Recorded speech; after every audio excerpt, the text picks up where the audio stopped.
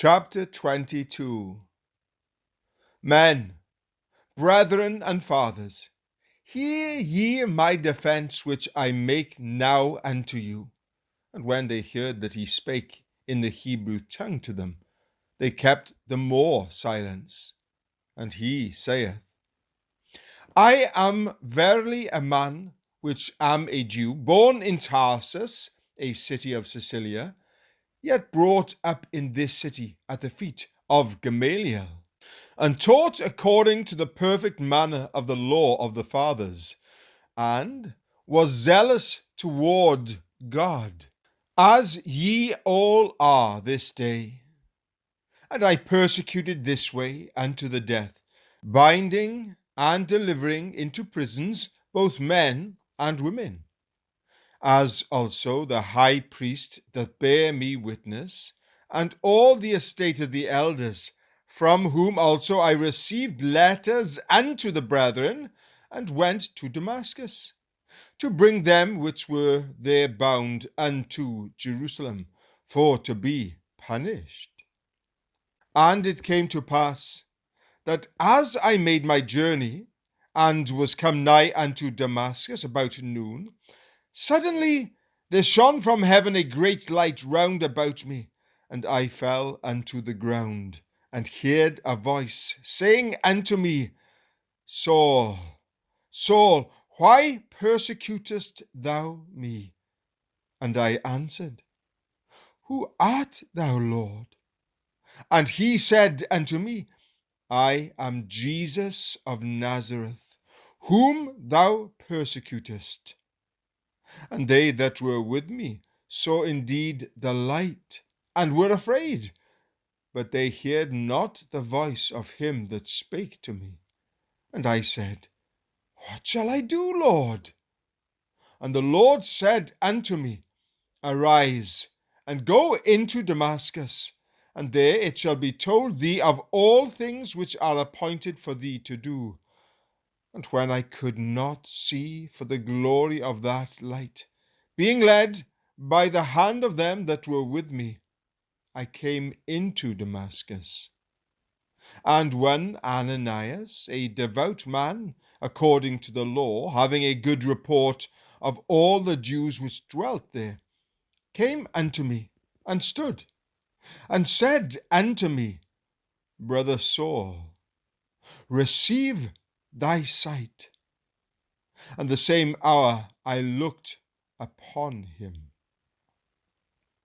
And he said, The God of our fathers hath chosen thee, that thou shouldest know his will, and see that just one, and shouldest hear the voice of his mouth. For thou shalt be his witness unto all men of what thou hast seen and heard. And now, why tarriest thou? Arise, and be baptized, and wash away thy sins, calling on the name of the Lord.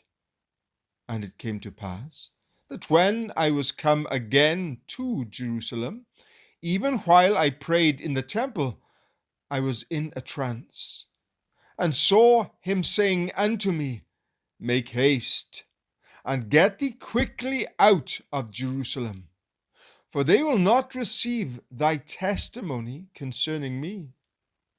And I said, Lord, they know that I imprisoned and beat in every synagogue them that believed on thee. And when the blood of thy martyr Stephen was shed, I also was standing by and consenting unto his death, and kept the raiment of them that slew him. And he said unto me, Depart, for I will send thee far hence unto the Gentiles. And they gave him audience unto this word, and then lifted up their voices and said, Away with such a fellow from the earth, for it is not fit that he should live. And as they cried out, and cast off their clothes, and threw dust into the air, the chief captain commanded him to be brought into the castle and bade that he should be examined by scourging, that he might know wherefore they cried so against him. And as they bound him with thongs, Paul said unto the centurion that stood by, Is it lawful for you to scourge a man that is a Roman and uncondemned? When the centurion heard that, he went and told the chief captain, saying, Take heed what thou doest, for this man is a Roman. Then the chief captain came and said unto him, Tell me, art thou a Roman? He said, Yea. And the chief captain answered, With a great sum obtained I this freedom. And Paul said, But I was free born. Then straightway they departed from him which should have examined him. And the chief captain also was afraid, after he knew that he was a Roman, and because he had bound him.